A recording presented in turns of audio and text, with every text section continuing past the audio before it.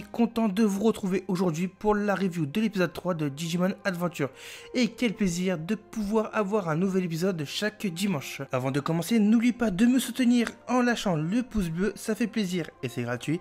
De t'abonner à la chaîne si tu es nouveau et d'activer la cloche des notifications pour ne louper aucune des prochaines vidéos. C'est fait, alors on peut commencer. Cet épisode 3 a pour titre Soshite Digital World, ou vers le Digital World dans sa version sous-titrée.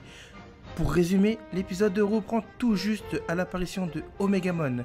Taichi et Yamato se posent sur les épaules de Omegamon et sont entourés d'une aura digitale. Pendant ce temps-là, le missile continue de se rapprocher de Tokyo. Algomon fonce sur Omegamon et le combat des deux Digimon ultimes commence. Mais Omegamon le bloque et esquive facilement ses attaques. Ensuite, il le propulse et lui assène un coup de Grace Word.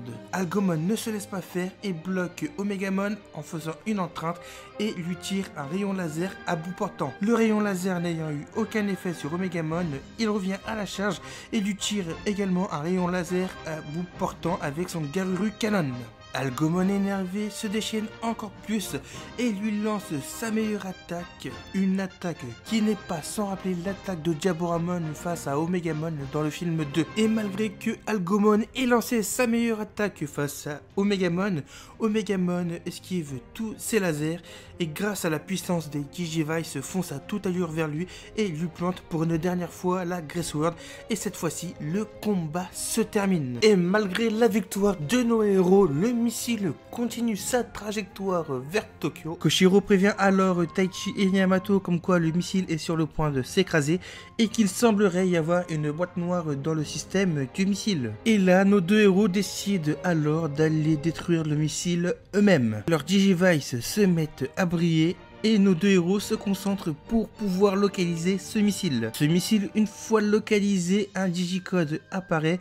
Et là, Omegamon concentre une attaque surpuissante pour pouvoir détruire le système du missile. Une fois fait, le missile change sa trajectoire et part plus haut dans la stratosphère. Et là, une énorme explosion se produit.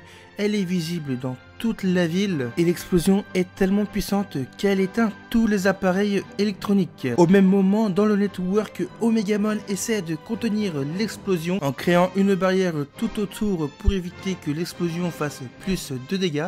Cette barrière est d'ailleurs visible dans le monde réel, mais l'explosion est tellement puissante qu'elle propulse Taichi et Yamato dans le monde réel. Taichi étant réapparu sur le quai rejoint Koshiro et discute des événements qui viennent de se produire. Sur le chemin du retour, Koshiro explique à Taichi que son retour dans le monde réel est peut-être dû à la déconnexion d'internet après l'impulsion électromagnétique causée par l'explosion du missile. Une fois arrivé à leur résidence, Taichi se demande si tout ce qu'il a vécu avec les Digimon n'était pas un rêve.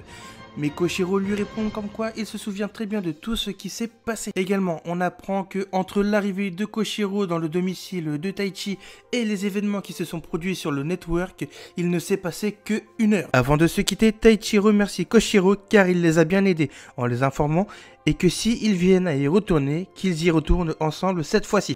Au même moment, Yamato est au téléphone avec son petit frère Takeru. Lors de cet appel, Takeru se demande si ils pourront se voir pendant les vacances d'été et Yamato lui dit qu'il ira bientôt à Tokyo.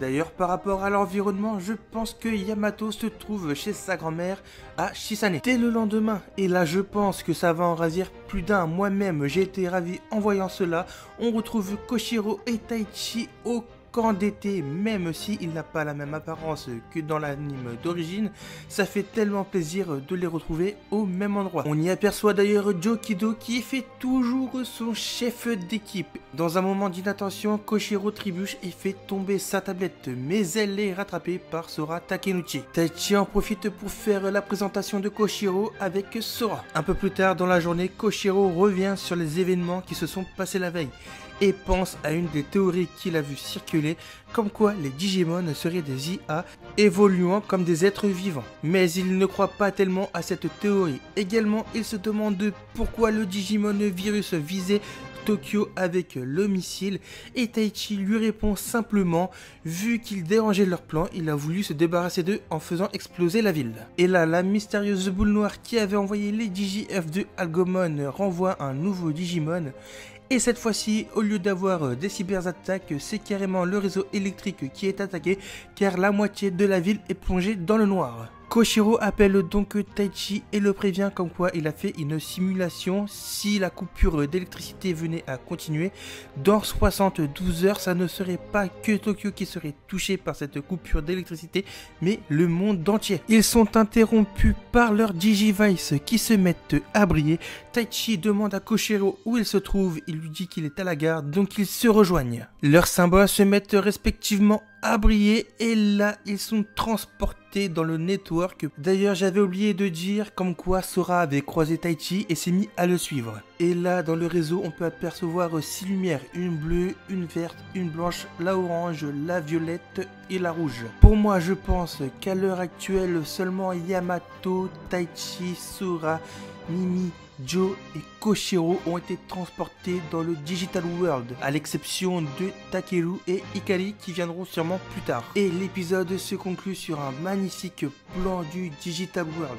Taichi se dit que c'est différent d'avant et là Agumon lui dit « Bienvenue Taichi dans le monde des Digimon, le Digital World ». Voilà ce qui en est de l'épisode et ma foi j'ai apprécié l'épisode. Avec un début d'épisode intense avec le combat de Omegamon et Algomon et le reste qui était plutôt calme dans l'ensemble mais qui m'a fait quand même vibrer, surtout quand on revoit le camp d'été et même le Digital World. L'animation est toujours au rendez-vous, le combat est dynamique, les mouvements sont très fluides et on ressent bien la tension du combat. Je pense que cet épisode va réconcilier tous ceux qui étaient plus ou moins perplexes au début de cette nouvelle saison. Également pour tous ceux qui disaient comme quoi c'est dommage que le Digital World ne ressemble plus qu'à des formes cubiques. Là vous voyez très bien qu'ils n'étaient que dans Internet, et j'insiste bien sur le mot Internet, et que maintenant ils sont dans le Digital World. Globalement tout l'épisode est magnifique graphiquement. Au niveau des BGM, pendant le combat de Omegamon et Algomon, on a le droit à l'opening dans une version orchestrale et le reste des BGM est toujours aussi entraînante. Je n'ai qu'une chose à dire les amis, c'est vivement dimanche prochain pour la suite et voir Sora avoir son Digivice et Piomon. D'ailleurs dans les commentaires dites-moi ce que vous avez pensé de l'épisode. Voilà, la review de l'épisode 3 de Digimon Adventure est terminée.